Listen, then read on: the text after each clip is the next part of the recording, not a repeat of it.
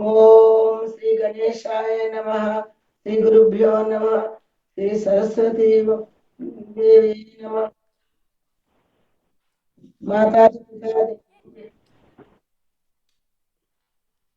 च पार्वती पिता देवो महेश्वरः बान्धवाभ्यो भक्ताश्च स्वदेशो भुवनत्रयम् वागर्धाविव सम्पृक्तौ वागर्धप्रतिपत्तये जगतः पितरौ वन्दे पार्वती परमेश्वरौ అమ్మలగన్నమ్మ మూలపుటమ్మ చాలా పెద్దమ్మ సురారులమ్మ కడుపాడు పుచ్చినమ్మ నూనె పుటమ్మల మనమ్మల నుండి అమ్మ దుర్గమ్మ అమ్మ కృపార్జిత మహత్వ కవిత్వ పటుత్వ సంపదలు హరి ఓం.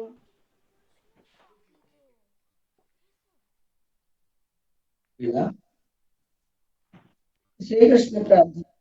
శ్రీవత్సాంకం మహోరస్కం వనమాలా విరాజితం శంఖచక్రధరం దేవం కృష్ణం వందే జగద్గురుం.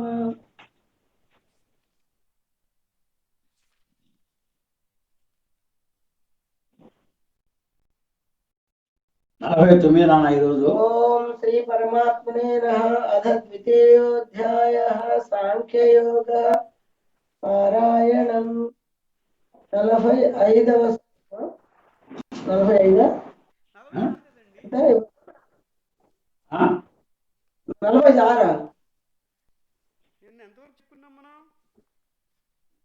45 చెప్పుకున్నాను. 49 ఇవాళ.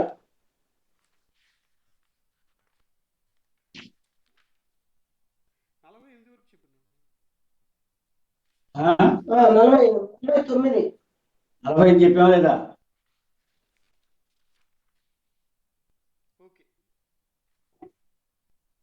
48 చెప్పుకుందామా? 9 అన్నావు. 48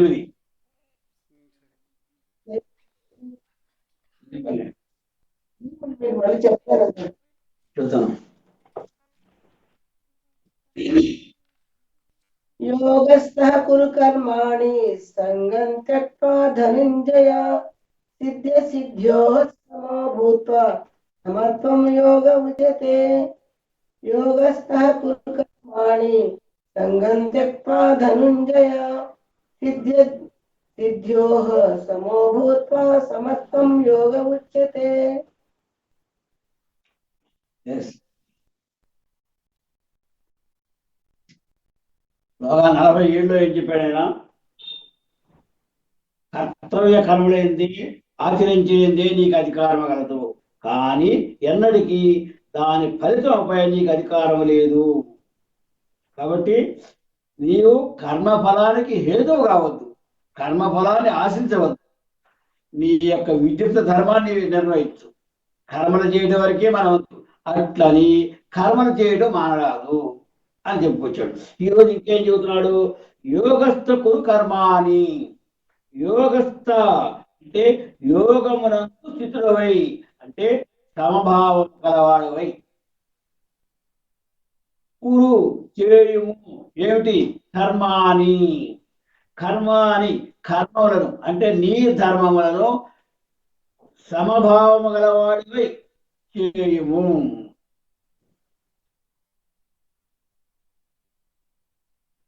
సంఘం తత్వ ధనంజయ.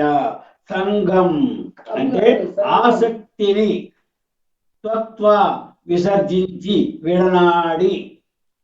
ఓ ధనంజయ, ఓ అర్జున, కాబట్టి కర్మఫలం మీద ఉన్నటువంటి ఆసక్తిని వదలి, కోరికని వదలి, నీ విద్యుక్త ధర్మాన్ని, నీ యొక్క కార్యక్రమాలు నువ్వు చేయి. అంటే నీ యొక్క సకామ సమభావముతో గలవాడవై నీ యొక్క కార్యక్రమాలు చేయాలి.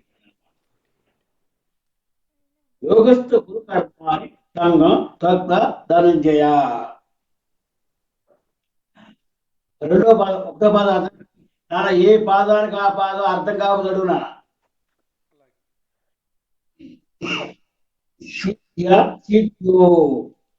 సమో భూత్వా అంటే జయాపజయములందు సిద్ధించని సిద్ధించకపోని, అంటే జయము కలగని జయము కలగకపోని. ఏంది? సమోభూత్వ సమభావములు కలిగి ఉండమన్నాడు. సమోభూత్వ సమభావం కలిగి ఉండు. జయాపజయ ద్వంద్వముల యందు సమభావం కలిగి ఉండు. మొట్టమొదటి అదే చెప్పుకుంటున్నాడు, ఈ ద్వంద్వాలకి అతీతుడుగా ఉండాలి అంటున్నాడు.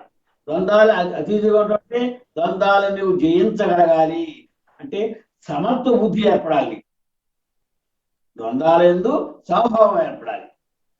ఒకప్పుడు బాగా ఉన్న పొగిపోవటం, ఏమీ లేనప్పుడు కుంగిపోవటం, ఇది ఉండకూడదు. అదనమాట సమత్వం యోగ ఉచ్యతి. సమత్వము అంటే ఈ సమత్వ బుద్ధియే యోగమని ఉచ్యతే చెప్పబడుతుంది. యోగం అంటే ఏమి లేదు, సమత్వ భావం కలిగి ఉండటమే యోగము అని చెప్పుకొచ్చాడు అన్నమాట. కాబట్టి ఇక్కడ అన్నాడు, ఓ ధనంజయ, యోగ స్థితిపై ఆసక్తిని విడిచి నీవు సిద్ధ అసిద్ధుల యందు జయముగా కానీ అపజయము కానీ వాటి ఎడ సమత్వభావం కలిగి ఉండము. సమత్వభావంతో నువ్వు ఉండాలి. ఈ కర్తవ్య కార్యములను అనుసరించము అంటే నీ ఏ పని చేయాలో నీ కులధర్మాన్ని అనుసరించి, నీ యొక్క విద్యుత్ ధర్మాలు ఏంటియో వాటిని ఆచరించు. కాబట్టి ఈ సమత్వ భావమే యోగము. సమత్వ భావం కలిగి ఉండటమే గొప్పతనం. అది అలవట్టం చాలా కష్టం నాన్న, చెప్పుకున్నంత తేలిక మాత్రం కాదు సమత్వ భావం కలగడమే. కానీ దాన్ని అలవాటు చేసుకోవాలి, అది చాలా గొప్పది. అదే యోగమునకు మార్గం అన్నాడు ఆయన. అదేనా 49 చూడనా.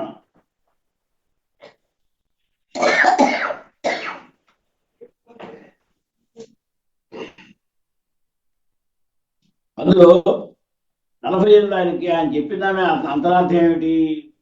సదా కథ పెట్టేది ఏంటి? ఇంద్రియములను అదుపు చేసి భగవాన్ యందు మనసు లగ్నము చేయుట, అదే యోగం.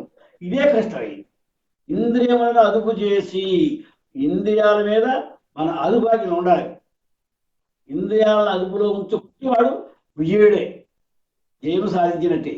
ప్రతివారు కూడా ఇంద్రియ కోరికలు తీర్చడానికే ప్రయత్నం చేస్తారు. ఇంద్రియ కోరికలు అంటే ప్రయాణం చేస్తుంటారు. ఇంద్రియ కోరికలు అదుపు చేస్తే వాడు జయించినట్లే. తను తాను జయించడం చాలా గొప్పతనం, ఇతరులు జయించడం చాలా తేలిక. కానీ తనను తాను జయించడం చాలా కష్టం.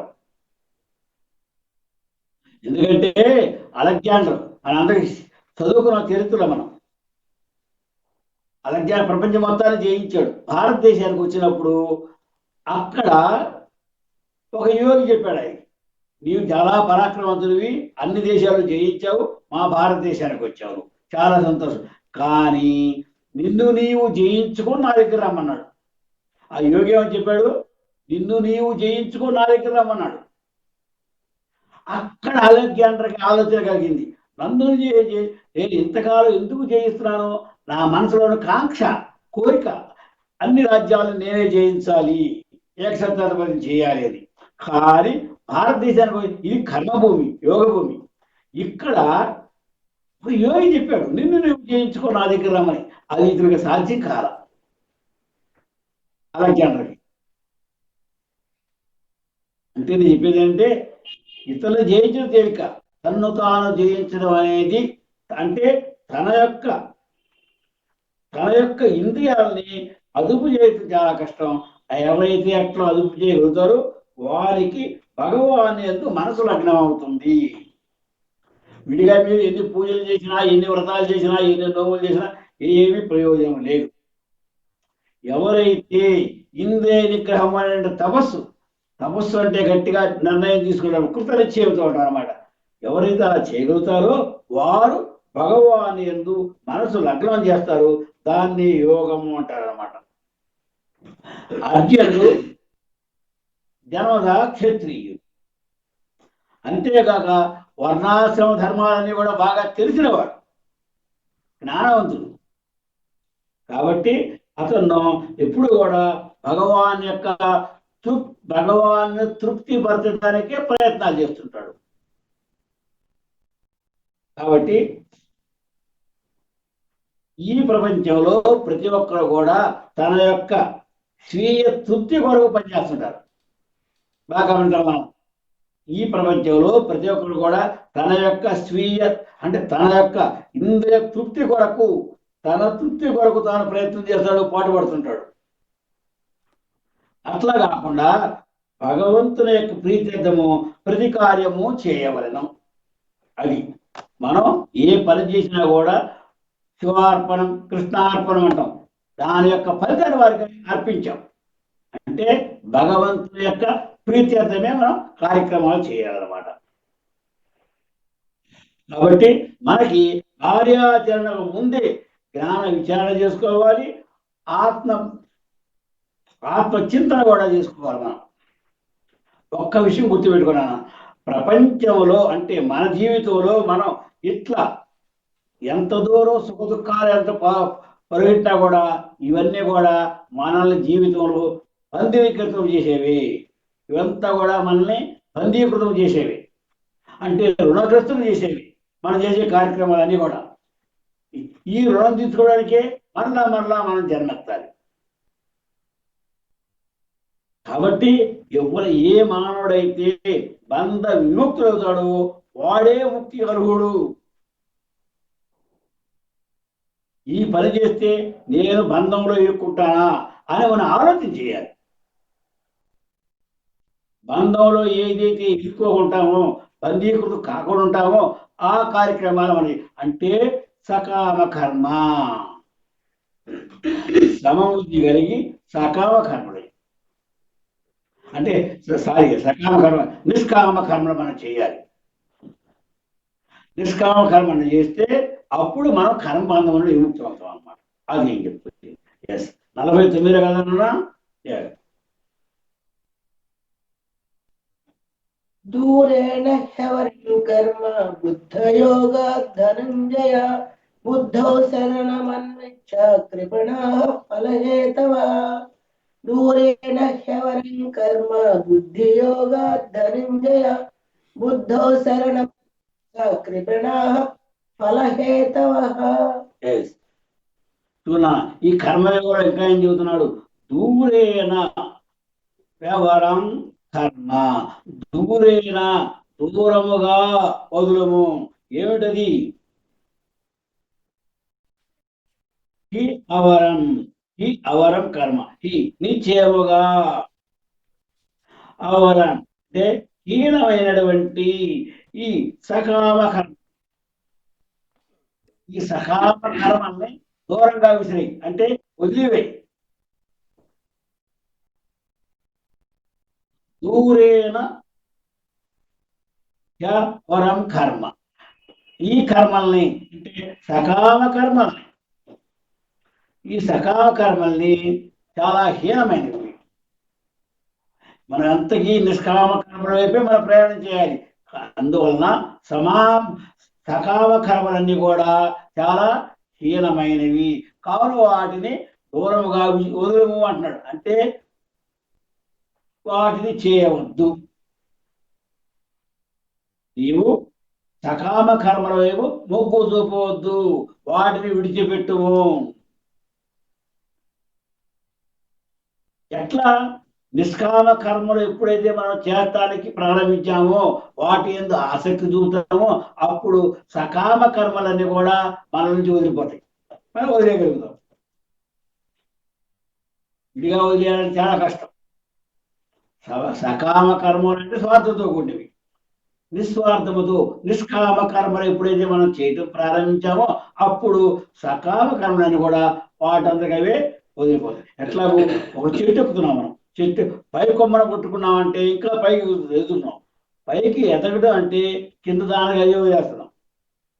ఎప్పుడైతే నీవు నిష్కామ కర్మల మొగ్గు చూపి వాటిని ఆచరించి ప్రారంభిస్తావో నీ మనస్సు సకామ కర్మలందు మొగ్గు చూపదు, దాన్ని వదిలివేయము అంటున్నాడు. ఈయన ఇంకేమంటున్నాడు?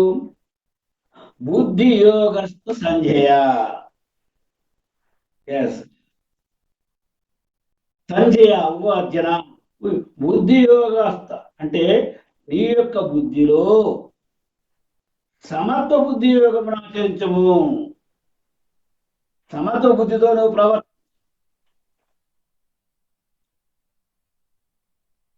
బుద్ధౌ శరణం అనిత్యం. అంటే బుద్ధౌ శరణం అన్విచ్చ. బుద్ధౌ అంటే ఈ సమర్థ బుద్ధియే, ఈ సమర్థ బుద్ధియే శరణం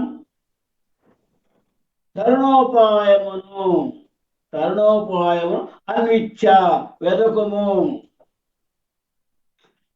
అంటే ఈ తరుణోపాయం వెతకమన్నాడు అనమాట. కృపణ ఫలహేతు, ఫలహేతు ఎవరైతే ఫలాన్ని ఆచరించి కర్మలు చేస్తుంటారో, ప్రతిఫలాన్ని ఆచరించి కర్మలు చేస్తుంటారో వారందరూ కూడా కృపణ అజ్ఞానులు, బుద్ధిహీనులు. కాబట్టి ఫలాపేక్షతో ఏ కార్యక్రమం చేయరాదు. వారు ఎలా అయితే వారు అజ్ఞానులు, బుద్ధిహీనులు. కాబట్టి నీవు ఫలాపేక్షని కోరవద్దు. అందుకని ఈ శ్లోకంలో ఏం చెబుతున్నాడు?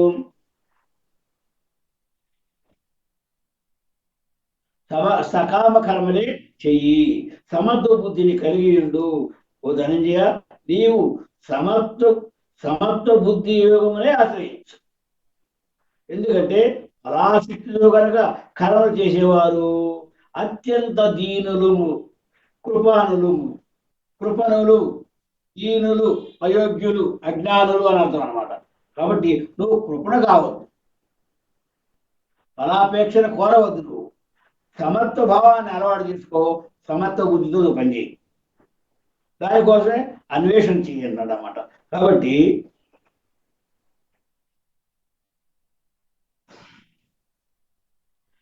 నిష్కామ బుద్ధి యోగము కన్నా కూడా ఫలాపేక్షతో కర్మలను ఆచరించడం అనేది నికృష్టమైనది. కాబట్టి సమబుద్ధిని ఆశ్రయించు, ఫలాపేక్షను కోరవద్దు. ఫలాపేక్షను కోరేవారంతా కృపణులు అన్నాడు అనమాట. కాబట్టి భగవత్ పరమైనటువంటి కర్మలు తప్ప మిగిలిన కర్మలన్నీ కూడా సంసార చక్రమనందే సదా బంధించును. ఇది గొప్ప విషయం నాన్న. ఒక్క భగవంతునికి సంబంధించిన కార్యక్రమాలు తప్పితే, అంటే భగవత్ కోసం, భగవత్ ప్రీత్యార్థము, భగవంతునికి సమర్పణ చేసిన భావంతో కర్మలు చేయడం కన్నా మిగిలిన కర్మలన్నీ కూడా భగవత్ ప్రేరణ కోసం కాకుండా మిగిలిన చేసిన కర్మలన్నీ కూడా మనల్ని బంధీకృతులు చేస్తుంది. కాబట్టి ప్రతి కర్మ కూడా భగవంతుని యొక్క ప్రీతిని మనం చేయాలి. నిష్కామ కర్మ చిత్తశుద్ధి కలిగి చేసేది కూడా మనకి మోక్షమునకు హేతువులు అన్నాడు. చిత్తశుద్ధి ఉండాలి ముఖ్యం.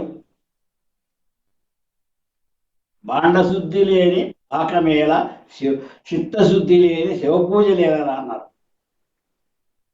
కాబట్టి ముందు మన యొక్క చిత్తాన్ని, మన మనస్సుని శుభ్రపరచుకోవాలి, శాంతపరచుకోవాలి. అంటే మనసు ఎందు ఎలాంటి వాంఛలు ఉండకూడదు, కోరికలు ఉండకూడదు. ఈ కోరికలు లేకుండా ఉండాలంటే ఏం చేయాలి? మన యొక్క ఇంద్రియాలు మన అదుపులో పెట్టుకోవాలి. లోగా మీకు చెప్పాను నేను, ఉపవాసం అంటే ఏమిటో ఒకసారి చెప్పాను. ఉపవాసం అంటే ముందు మన ఇంద్రియ నిగ్రహం మనం పాటించగలగాలి. ప్రతి ఇంద్రియం కూడా మన శరీరానికి ఆహారం ఎంత అవసరమో మన ఇంద్రియాలనేది కూడా ఆహారం ఉంటుందా. కంటికి ఆహారము చూచుట, కంటికి ఆహారము, చెవికి ఆహారము వినుట. అట్లా ప్రతి ఒక్క అవయవానికి ఒక ఆహారం ఉంటుంది. అర్థమైందా? వాటిని మనం నియంత్రించగలిగితే మనసు మన అధీనంలో ఉంటుంది. మనసుకు పని జరిగినప్పుడు ఏ మానవుడు అయితే ఇంద్రియ నిగ్రహం పాటించగలుగుతారో వారి యొక్క మనసు విశ్రాంతిలో ఉంటుంది, ఏ పని లేదు. అంటే మనసు యొక్క కార్యక్రమం ఏమిటి? ఇంద్రియాల యొక్క కోరికలు తీర్చడమే. ఇంద్రియాల యొక్క కోరికలు లేవంటే మనసుకు పని లేదు. మనసుకు పని లేకపోతే అది భగవంతుని వైపు చూస్తున్నప్పుడు. కాబట్టి ఏమంటున్నాడు ఈయన? చిత్తశుద్ధి ద్వారా మోక్షం సాధనానికి ప్రయత్నించమన్నాడు. ఎందుకు ఇక్కడ భగవంతుడు మనకు మోక్షం అంటున్నాడు? అసలు ప్రతి జీవి యొక్క అంతిమ లక్ష్యము మోక్షమే. ఎన్ని పుట్టినగాయదు, ఎన్ని గొప్ప గొప్ప సంపాదన చేసినా, గొప్ప గొప్ప పదవులు సంపాదించినా, ఎంత ఉన్న స్థితిలో కూడా వాడికి కావాల్సింది ఏమిటి? మోక్షమే. ఈ మోక్ష సాధనకే భగవంతుడు మనకి 84 జన్మలు ఇచ్చాడు. ప్రపంచంలో ఉన్నది 84 లక్షల జీవరాశులు. 84 లక్షల రకాల జీవరాశుల్లో మనం ఉన్నతులము. ఎందువలన? మనకి 83,99,990 మంది జీవరాజులకి అతడికి ఆలోచన శక్తి ఇవ్వాలి. మనలాగా ఆలోచన శక్తి మనకి ఇచ్చాడు. అందువల్లనే చూడు, భగవద్గీత చెప్పని, పురాణాలు చెప్పని, వేదాలు చెప్పని, ప్రవచనాలు చెప్పని ఒక్క మానవులకే. మిగతా జంతువులకి ఏమన్నా చెట్లకు ఇస్తున్నారా? జంతువులకు ఇస్తున్నారా ఈ ప్రవచనాన్ని కూడా?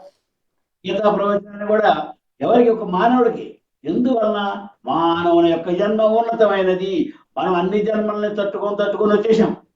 అన్ని జన్మల్ని దాటుకొని వచ్చేసాం. ఏదో కొంత పుణ్యం చేయబట్టి ఇక్కడ శేష పాపాన్ని కూడా హరింపజేసుకొని ఈ పుణ్య సంపదని పెంచుకొని ఇంకా ఉన్నత జన్మకి వెళ్ళాలి. ఇట్లా ఉన్నత జన్మకి వెళ్తూ భగవంతుని సమీపంలోకి వెళ్ళిపోతాము.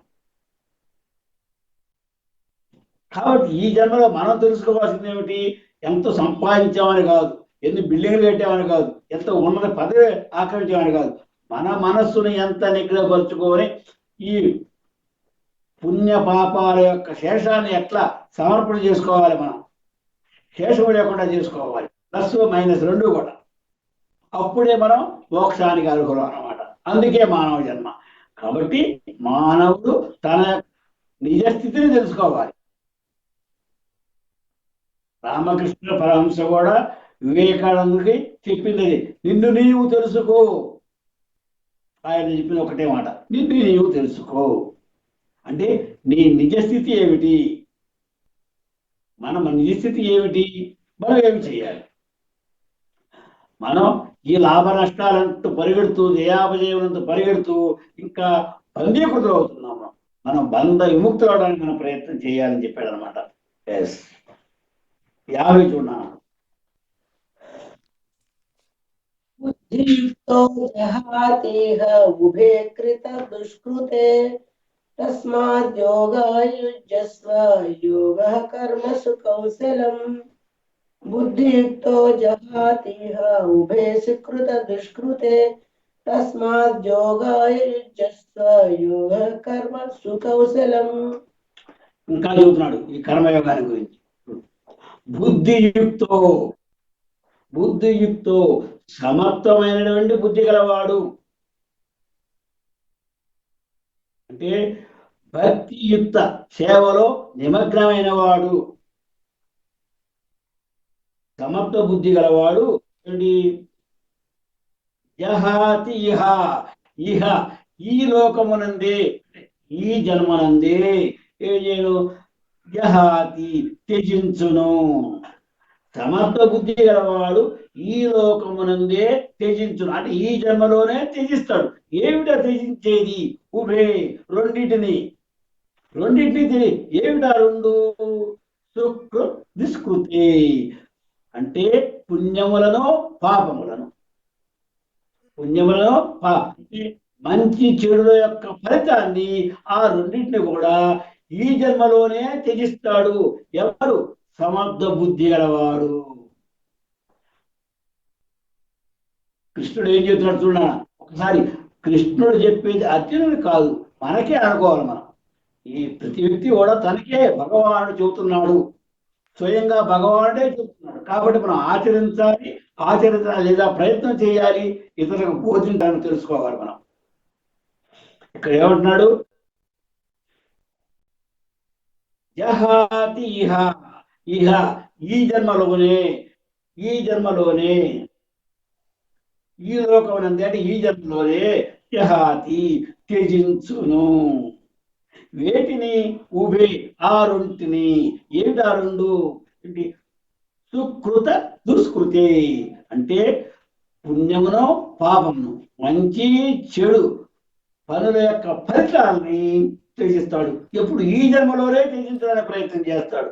ఎవరు? బుద్ధియుక్తో, ఎవరైతే సమర్థ బుద్ధి గలవాడో అతను ఈ జన్మలోనే పాపపుణ్య ఫలితాలని, మంచి పనులు చెడ్డ పనుల యొక్క ఫలితాలని ఈ జన్మలోనే అతను త్యజించడానికి ప్రయత్నం చేస్తాడు, త్యజిస్తాడు.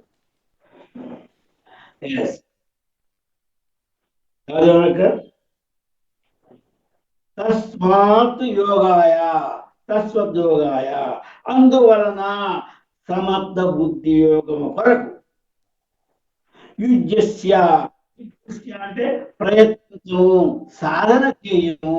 అంత ఎందుకు చెబుతున్నాడు? ప్రయత్నించము, సాధన చేయమని. అంత తేలిక వచ్చేది కాదు, అంత తేలిక అలవడేది కాదు. ఏమిటి అలవడేది కాదు? ఈ సమర్థ బుద్ధి యోగం అనేది అంత తేలిక వచ్చేది కాదు. అందువలన దాని కొరకు నీవు ప్రయత్నం చేయము.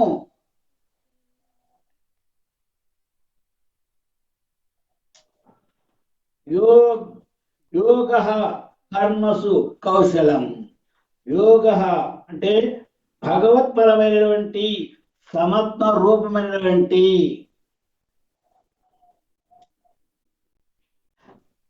కర్మసు కర్మలయందు కౌశలం నేర్పును కలిగించును. అంటే ఈ సమర్థ భావన యోగం, ఈ సమర్థ బుద్ధి అనేది మనకి అనేక కర్మల యందు అది మనకి ఏం చేస్తుంది? నేర్పరితనమును కలిగించును. ఎవరైతే సమర్థ బుద్ధిని అలవాటు చేసుకొని ఆ మార్గములో నడుస్తూ ఉన్నారో వానికి అన్ని కర్మల యందు అదే నీకు తోడ్పాటుగా ఉంటుంది, అదే నీకు నేర్పుతుంది. ఎవరైతే ఆ భావంతో ఉన్నారో వారికి సకామ కర్మలు వదిలేసి నిష్కామ కర్మలు ఎలా చేయాలో అదే నీకు అలవాటు చేస్తుంది. ఆ ట్రాక్లోకి వెళ్తే ఆ మార్గంలో అనుసరించే గొప్పతనం. సమర్థ బుద్ధి యోగం చేసే పని, సమర్థ బుద్ధిని అలవాటు చేసుకోవడమే గొప్పతనం. ఎప్పుడైతే నీవు ఆ పని చేయగలిగావో అప్పుడు అదే నీకు సన్మార్గాన్ని చూపుతుంది అన్నమాట.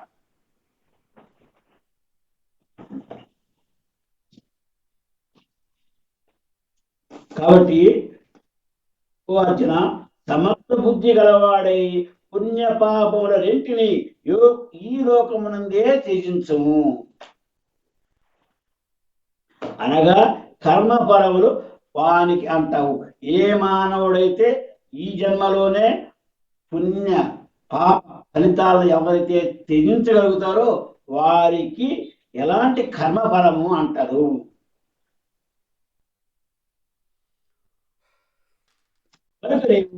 సమర్థ బుద్ధి యోగమును ఆశ్రయించము. అదే కర్మాచరణమునందు కౌశలము, అనగా కర్మబంధముల నుండి నిన్ను విముక్తులు చేయును. మనమంతా కూడా కర్మబంధములను గుర్తుపెట్టుకోండి. కర్మల చేత మనం బంధించబడ్డాం. ఎవరైతే బంధ విముక్తులవుతాడో వాడు యోగ్యుడు. దేనికి? జ్ఞానాన్ని పొందడానికి. ఎవరు జ్ఞానాన్ని పొందారో వాడు ముక్తిని పొందడానికి యోగ్యుడు. ముక్తి అంత తేలిక వచ్చేది కాదు, భజనలు చేస్తే వచ్చేది కాదు, పూజలు చేస్తే వచ్చేది కాదు. ముక్తి కావాలంటే ముందు మనం జ్ఞానం సంపాదించాలి.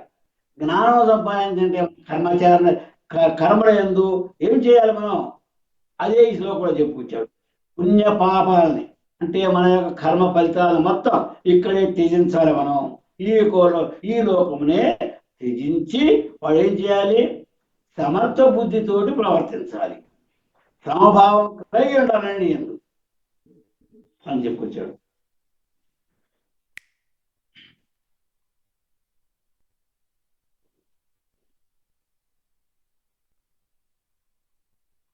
కాబట్టి సాధకుడు పుణ్యకార్యములందు ఫలాశక్తిని విడిచి నిష్కామ బుద్ధితోటి ఆచరించుతూ కర్మబంధము నుండి విడుదల పొందవలెను. ఎంతో కాలం నుండి ఈ మానవుడంత ఈ జీవుడు శుభాశ్రమముల యొక్క కర్మ ఫలములు ప్రోగు చేసుకొని అజ్ఞానము చేత తన యొక్క నిజ స్థితిని తెలియలేకున్నాడు. తన యొక్క నిజ స్థితిని తెలుసుకోలేకపోతున్నాడు.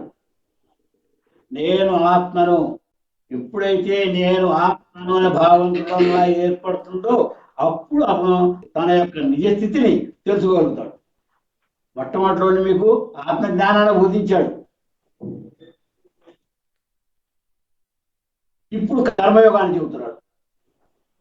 ఎవరైతే ఆత్మతత్వాన్ని పూర్తిగా గ్రహించగలుగుతాడో అతడు ఎప్పుడు కూడా నిష్కామ కార్యక్రమాలు చేయడానికే ప్రయత్నం చేస్తాడు. ఆ నిష్కామ కార్యక్రమాలు చేయడం అనేది నిన్ను యోగ్యుడిగా ఉండడానికి దారితీస్తారు అన్నమాట. 51 కదా, 50 అర్థమైందన్నా? కర్మజం బుద్ధియుక్తా హి ఫలం త్యక్త్వా మనీషిణః జన్మబంధ వినిర్ముక్తాః పదం గచ్చన్త్యనామయం. కర్మజం బుద్ధియుక్తా హి ఫలం త్యక్త్వా మనీషిణః జన్మబంధ వినిర్ముక్తాః పదం గచ్చన్త్యనామయం. కర్మజం బుద్ధియుక్తా హి నిశ్చయముగా ఏం చేయాలి? నిశ్చయముగా నీవు కర్మజం బుద్ధియుక్త అంటే కర్మల వలన ఉత్పన్నమైనటువంటి సమర్థ బుద్ధి గలవాడవై, బుద్ధియుక్త యుక్తితో కలిగిన బుద్ధి గలవాడు అంటే సమర్థ బుద్ధి గలవాడవై ఏం చేయాలి? ఫలం తత్వ, ఫలితాన్ని వదిలివేయి. కర్మను చెయ్యి, ఫలితాన్ని వదిలివేయి. అంటే ఆశించకు. వదిలివేయటంటే ఆశించవద్దు. వదిలేయడం మన జేబులో ఉన్న వస్తువు కదా వదిలేయడానికి. ఆశించవద్దు. ఏం ఆశించవద్దు? ఫలాన్ని ఆశించవద్దు. ఎట్లా? సమర్థ బుద్ధి గలవాడవై నువ్వు కార్యక్రమాలు చేస్తూ ఫలాన్ని ఆశించబాకు.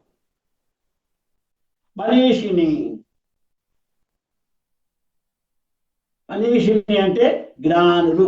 జ్ఞానులు ఏం చేస్తుంటారు? కార్యక్రమాలు చేస్తుంటారు, నిష్కామంతో చేస్తుంటారు.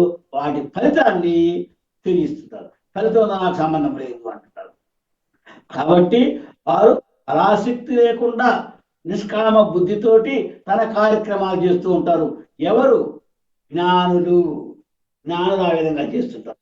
కాబట్టి నీవు అంటే ఇక భగవంతుడు మనకి ఏం చెబుతున్నాడు? నీవు జ్ఞానిలా ప్రవర్తించు. ఈ కార్యక్రమాలు నువ్వు చేయి.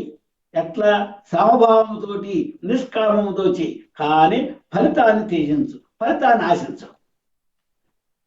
అంటే ఇక్కడ అర్థార్థం ఏమిటి? కర్మను చేయటే మనకు అధికారం కలదు, ఫలితమందు మనకి అధికారము లేదు. లోగాన్ని చెప్పుకొచ్చాడు ఆయన. ఇప్పుడు అదే ఇంకా ఏమైనా చెబుతున్నామని తెలియడానికి.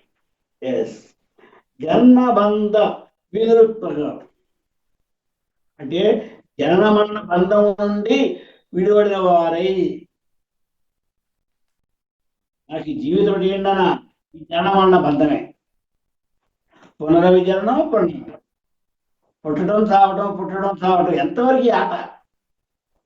కాబట్టి దాని నుండి విడిపోవడానికి, ఆ బంధం నుండి తప్పుకోవడానికి, ఆ చక్రం నుండి తప్పుకొని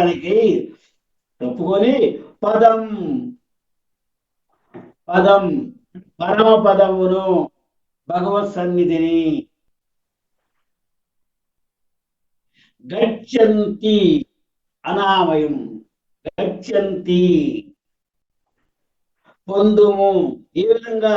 అనామయం వికారరహితుడవై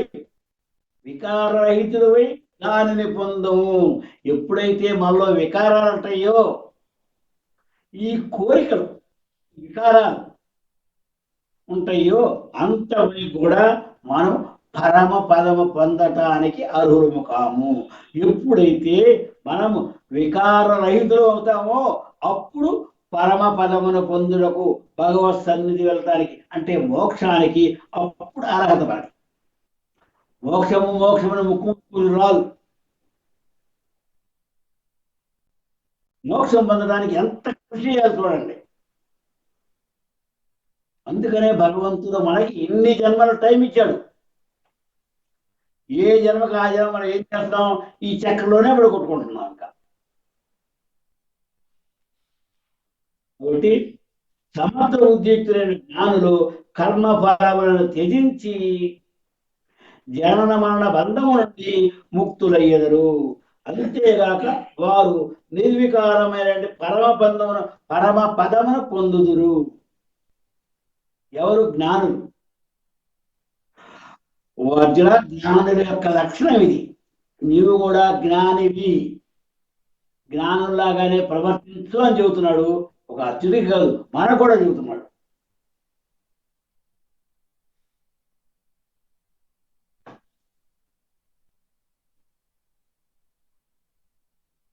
కాబట్టి ఇక్కడ వారు మనకి క్షుణ్ణంగా చెప్పింది ఏమిటి?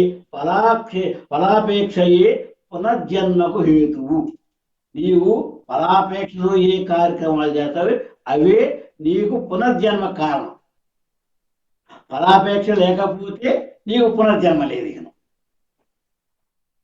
భగవత్ సన్నిధిలో వెళ్ళిపోతావు. కానీ ఫలాపేక్ష ఉంది కాబట్టి ఆ ఫలాపేక్షయే నీకు పునర్జన్మకి హేతువు.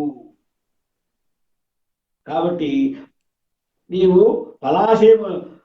పలాశను విడనాడి, అంటే ఈ ఫలాకాంక్షను విడనాడి జన్మరాహిత్యమును పొందుము. ఎవరైతే ఏ మానవుడైతే ఫలాపేక్షను వదులుకుంటాడో అతనికి సహజంగానే జన్మరాహిత్యం ఏర్పడుతుంది. కాబట్టి ఈ జన్మరాహిత్యం ఏర్పడటానికి కారణం ఏమిటి? ఫలాపేక్ష లేకపోవటే. ఫలాపేక్ష కాబట్టి ఫలాపేక్ష లేకుండా నిష్కామంగా నువ్వు కార్యక్రమాలు చేయి అని చెప్పాడు అన్నమాట. ఫలాపేక్ష ఏ బంధము, దాన్ని వదిలి బంధ విమోచన. ఈ నిష్కామ బుద్ధి ద్వారా ఫలకర్మను నిరసించి మనుషుడు జన్మ బంధమును చిక్కుకొడక శోకరహితుడై పరమపదమును అధిష్ఠించగలడు. అది భగవంతుడు. కాబట్టి ఈ విశ్వంలో, ఈ ప్రపంచంలో ఎక్కడ చూసినా కూడా దుఃఖరాహిత్యమైన జన్మ ఉండనే ఉండదు. ఏ జీవిని, ఏ మానవుడిని, ఏ వ్యక్తిని నువ్వు పరిశీలించినా కూడా ఎప్పుడో ఒకప్పుడు దుఃఖం ఉంటానే ఉంటుంది. ఎందుకు? దానికి కారణం ఏమిటి? దుఃఖం ఉండడానికి జన్మ, మృత్యువు, ముసలితనము, వ్యాధులు, ఇదే కారణాలు. మానవునికి దుఃఖానికి కారణాలు ఇవే. ఏమిటవి? జన్మించడం దుఃఖము. ఇంకేమిటి? మృత్యువు అంటే భయం, దుఃఖం. ఇంకా ఏమిటి? ముసలితనం అన్నా కూడా ప్రతి వారికి భయమే. దానికి కారణాలు అనేకమని అందరికీ తెలుసు. ముసలితనం అన్నా కూడా భయం. ఇంకా వ్యాధులు, మానవునికి వ్యాధులు తప్పు, వ్యాధి లేని మానవుడు లేనే. ఈ నాలుగే దుఃఖానికి కారణం. అవి విశ్వమంతటా ఉన్నాయి, ప్రపంచం అంతటా ఉన్నాయి, ప్రతి మానవుల్లోనూ ఉన్నాయి ఇవి.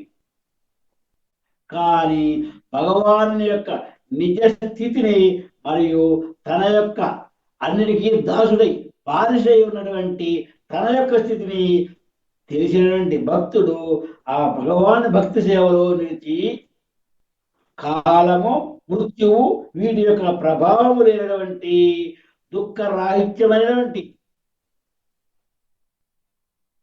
వైకుంఠ లోకముందు ప్రవేశించడానికి అర్హత పొందగలడు. మనకి అర్హత లేదు. ఎందువల్ల లేదు? మనం ఈ దుఃఖ ప్రపంచంలోనే కొట్టుకుపోతా ఉన్నాం.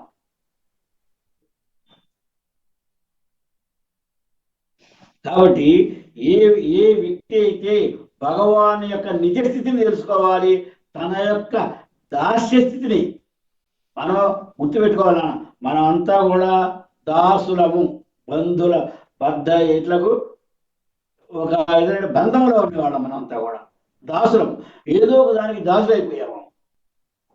ప్రస్తుత కాలంలో ప్రతివాడు కూడా డబ్బుకు దాసుడు.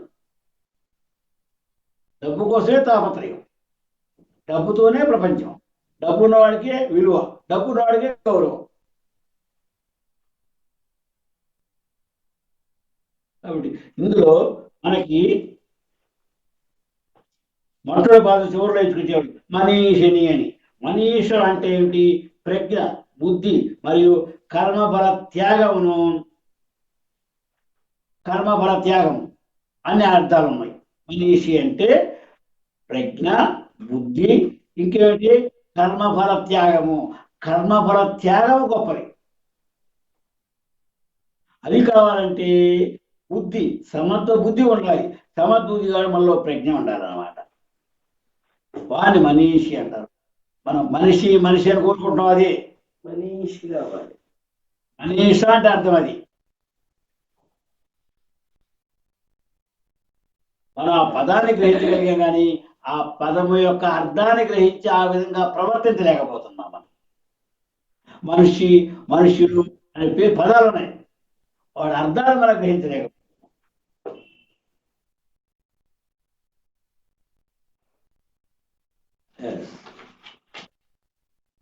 52లోకి వెళ్తున్నాను.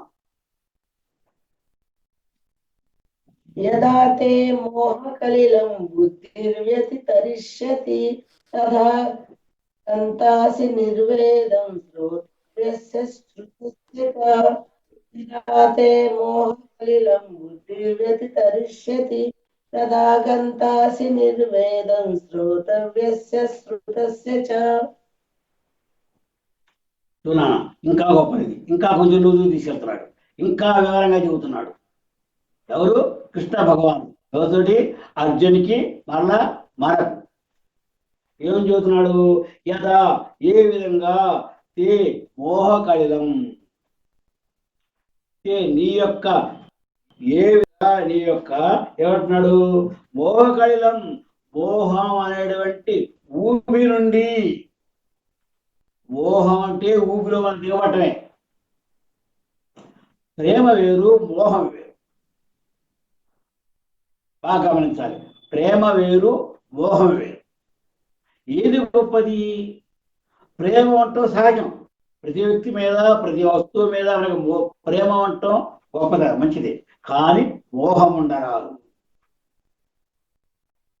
ఇక్కడ అర్జునుడు బాధ్యత ఏమిటి? మోహము. అర్జునుడు ప్రేమ కలిగడం కాదు, మిగతా పాండవులకు కూడా ప్రేమ ఉన్నది, కానీ అర్జునులో ఉన్నది ఏంటి? మోహం ఉన్నది. ఆ మోహాన్ని నుండి బయటపడాలి. దీనికి భక్త కబీర్దాసు మరొక విషయం చెప్పాడు ఒకసారి. ఎట్లాగంటే, భక్త కబీర్దాసుకి ఒక వ్యక్తి వచ్చాడు, ఒక జిజ్ఞాసి వచ్చాడు, మోక్షంను కోరేవాడు అన్నమాట. కోరి ఎలా నాకు మోక్షం వస్తుంది అని అడిగాడు. అప్పుడు కబీర్దాస్ చెప్పాడు, నీవు అందరి మీద, అన్ని వస్తువుల మీద మోహాన్ని వదిలేయండి.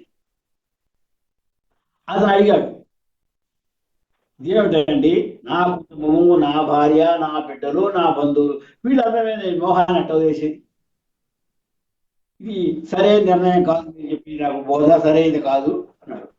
కాదయ్యా, నువ్వు మోహాన్ని, మళ్ళీ అదే మాట అన్నాడు, అది నా వల్ల కాదన్నా. అయితే ఒక ప్రయోగం చేద్దాం. నేను నీకు ఒక బిడ్డ, ఇది నువ్వు నోట్లో పెట్టుకుంటే సోదపినడు అయిపోతావు, మరణించవు, సోదపినడు అయిపోతావు. నీ ఇంటికి వెళ్ళిపోయి ఈ పని చేయను. అతను అట్లాగే చేశాడు, పడిపోయాడు. శవంగా మారినట్టు అయిపోయింది. చూశారు బంధువులంతా, స్నేహితులంతా వచ్చారు, ఇంట్లో సభ్యులంతా, డాక్టర్ చూపించారు, ప్రాణం పోయిందండి అన్నారు. కానీ ఇతనికి అన్నీ తెలుస్తూనే ఉన్నాయి. అప్పుడు వారంతా కూడా శోకంలో మునిగిపోయారు. కుటుంబం సహజం కదా అది, మనిషి మరణించిన తర్వాత అందరూ శోకంలో మునిగిపోతారు. అలాంటి పీరియడ్లో కబీర్దాస్ అక్కడికి వెళ్ళాడు. ఏమి జరిగిందంటే, ఇట్లా సంగతి అండి, ఈయన ఇట్లా పడిపోయాడు అని చెప్పుకొచ్చారు. ఆయన చూసి అయితే వాళ్ళు అడిగారు అనమాట, మీరు మహానుభావులు కదా, గొప్ప యోగులు కదా, వారిని ఎట్లా మీరు బ్రతికించాలి, ఎట్లయితే మీరు బ్రతికించండి అంటే ఆయన చెప్పుకొచ్చాడు, బ్రతికిస్తాను, కానీ మీలో ఏ ఒక్కరైనా కానీ అతని కోసం ప్రాణత్యాగం చేయడానికి సిద్ధంగా ఉండాలి అని. అంటే ముందు తల్లిని పిలిచాడు, అమ్మా నీ కుమారుడు ఉంటే నువ్వు వినిపిస్తున్నావు, మంచిదేను, నీవు ప్రాణాన్ని అతనికి దానం చేసేటట్లయితే అతను బ్రతుకుతాడు, నువ్వు మరణిస్తావు, దానికి నువ్వు సిద్ధమేనా అన్నాడు. ఆమంది, నాకు ఇంకా పిల్లలు ఉన్నారు కదండి, మరి వారి స్థితి ఏమిటి, కాబట్టి నేను నా ప్రాణాన్ని ఇవ్వడానికి సిద్ధంగా లేను. అయిపోయింది. భార్యని పిలిచాడు. అందరికన్నా ఎక్కువగా నువ్వు బాధపడుతున్నావు కదమ్మా, నీవు నీ భర్త కోసం ప్రాణత్యాగం చేయడానికి సిద్ధమేనా అని అడిగాడు. ఆమె ఒప్పుకోరా. ఎందుకు చెప్పుకోలేదు? పిల్లలు ఉన్నారు కదండి, వాళ్ళని ఎవరు సంరక్షిస్తారు? వాళ్ళు నేను చూడడానికి ఉండాలి కదా, కాబట్టి నేను సిద్ధంగా లేదు. పిల్లల్ని అడిగారు, వాళ్ళు అంతే. ఏ ఒక్కరూ ప్రాణం ఇవ్వడానికి, ఈయన కోసం ప్రాణం ఇవ్వడానికి సిద్ధంగా లేరు. ఇదంతా ఈయనకి నేర్చుకునే.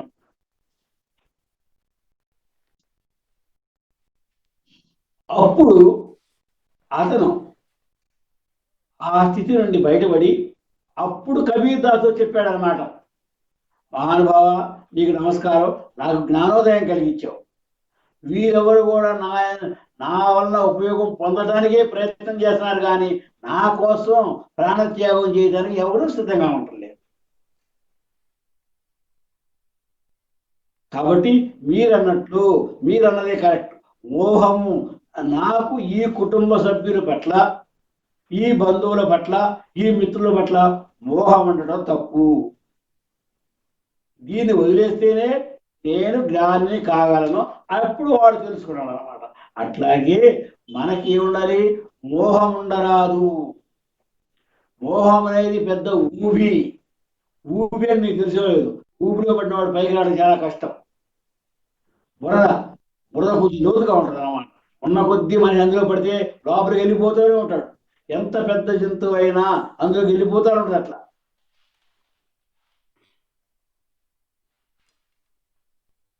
పూర్వకాల ఊపిరి ఎక్కువ ఉండేవి. కాబట్టి మోహకలిలం అంటే మోహము ఊబి లాంటిది. కాబట్టి ఈ ఊబి నుండి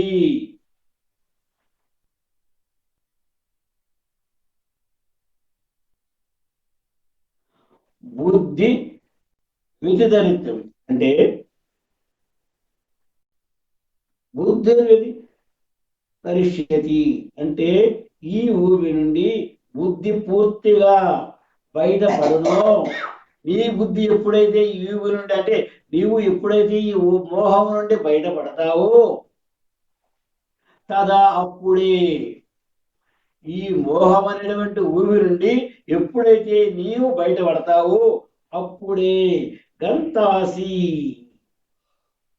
పొందుదువు. ఏం పొందుతావు? నిర్వేదం, వైరాగ్యం పొందుతావు. విరక్తి వేరు, వైరాగ్యం వేరు నాన్న.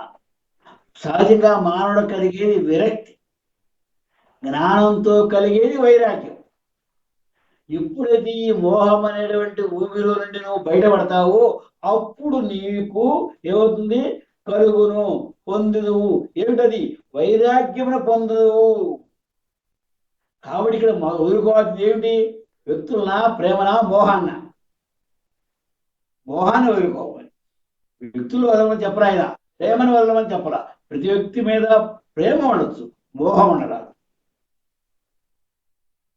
కాబట్టి ఎప్పుడైతే ఈ మోహం అనేటువంటి ఊబి నుండి నీవు బయటపడతావో అప్పుడే నీకు వైరాగ్యం కలుగును, వైరాగ్యమును పొందుదువు.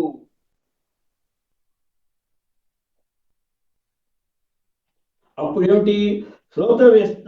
శ్రోతస్య అంటే వినబోవునటువంటి, వినబోవునట్టి, ఇప్పుడు వినట్టి అంటే ఇహపరలోకములకు సంబంధించినటువంటి సమస్త భోగముల నుండి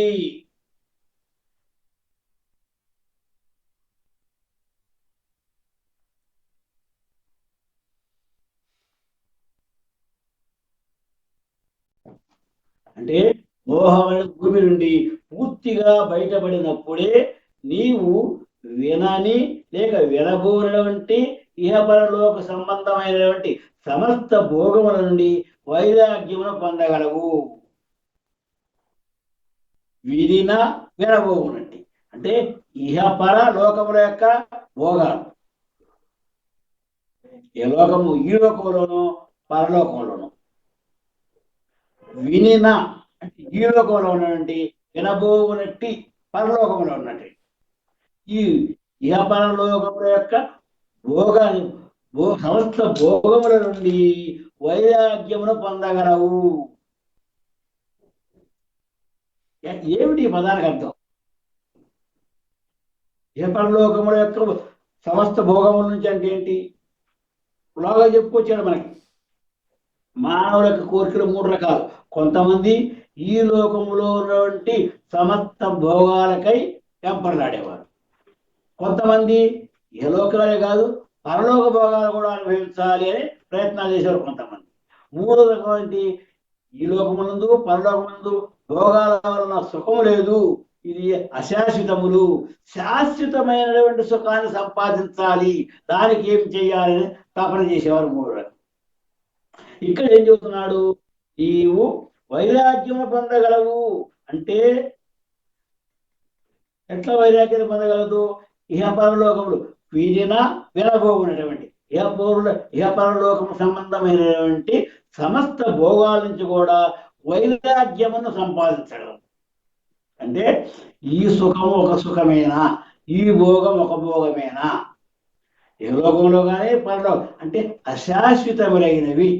ఈ సుఖములు ఈ భోగములు అశాశ్వతం. ఎంతవరకు ఇవన్నీ? ఎంతవరకు ఈ భోగాలు, ఎంతవరకు ఈ సుఖాలు?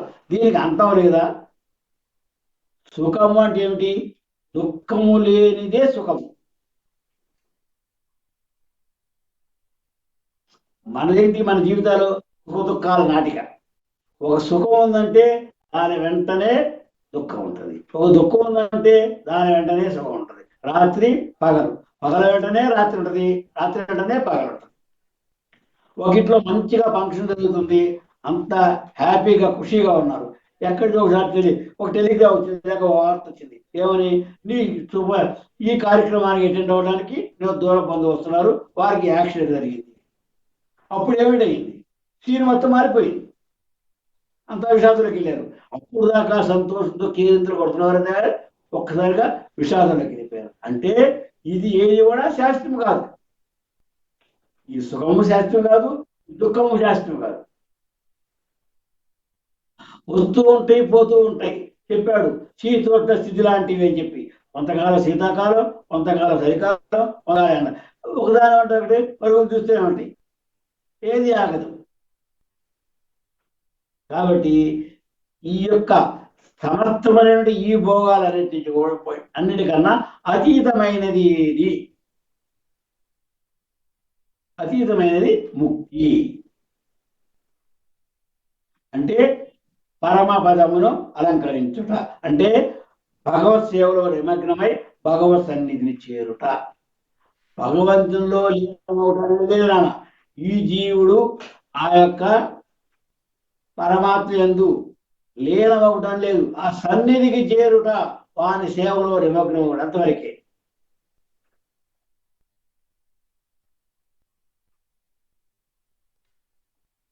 కాబట్టి 52వ శ్లోకంలో మనకి ఏం చెప్పుకొచ్చాడు?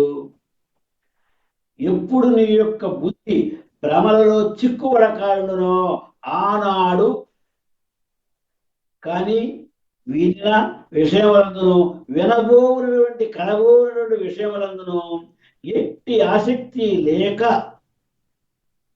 నిర్లిప్తముగా నిశ్చయముగా ఉందో అట్లాంటి విషయాన్ని పూర్తి సంకల్ప వికల్ప రూపమైనటువంటి మన చాంచల్యమును నీలో తొలగిపోయి బుద్ధి ఎప్పుడు స్థిరమగును అప్పుడే నీవు సమాధి నిష్ఠుడు కాగలవు అన్నాడు ఆయన. చూడు ఎంత గొప్పగా చెప్పుకొచ్చారు.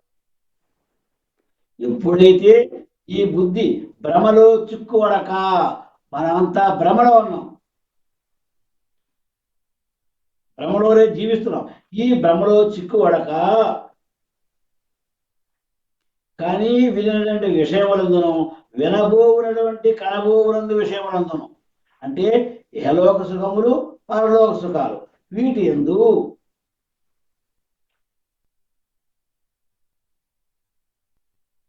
ఎట్టి ఆసక్తి లేక, ఎటువంటి ఆసక్తి లేకుండా ఎట్టి అంటే సంకల్ప వికల్ప రూపమైనటువంటి మన చాంచల్యము అనిగిపోయి నీలో సంకల్ప వికల్పాలే మన మనసు అంటే ఏంటి?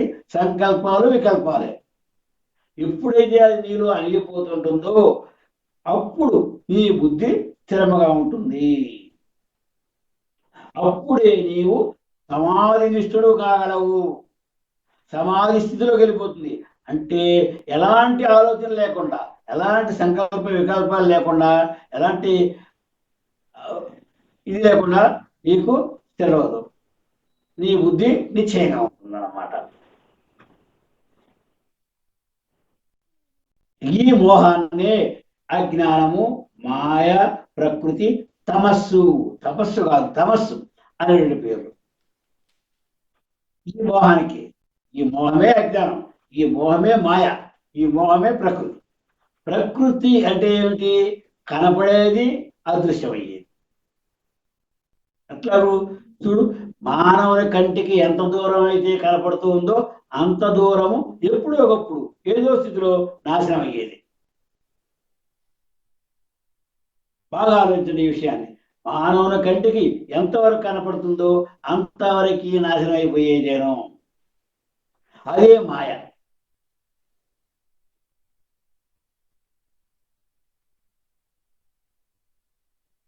కాబట్టి దానిని, ఆ మాయను దాటితే గాని నీవు పరమాత్మను చేరలేవు. కాబట్టి ఈ మోహాన్ని ఎప్పుడైతే నువ్వు త్యజిస్తావో అప్పుడు నీలో ఉన్న అజ్ఞానం పటాపంచలైపోతుంది. అప్పుడే నీవు భగవంతుని చేరగలవు. కాబట్టి ఇక్కడ అర్జునుడికి కృష్ణుడు చెప్పేది ఏమిటి? మోహాన్ని విడనాడు, అది పెద్ద ఊవి, నువ్వు అందులోంచి బయటికి రా.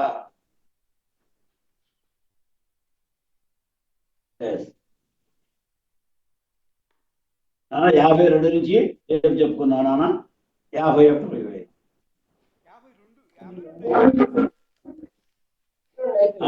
53 చెప్పుకున్నాను. ఇందులో ఏమైనా నీకు సందేహాలు ఉన్నాయా?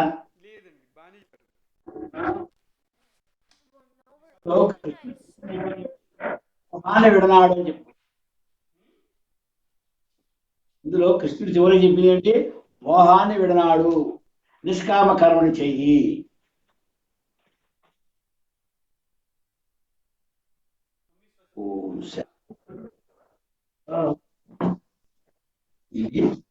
స్వస్తి చెప్తావా?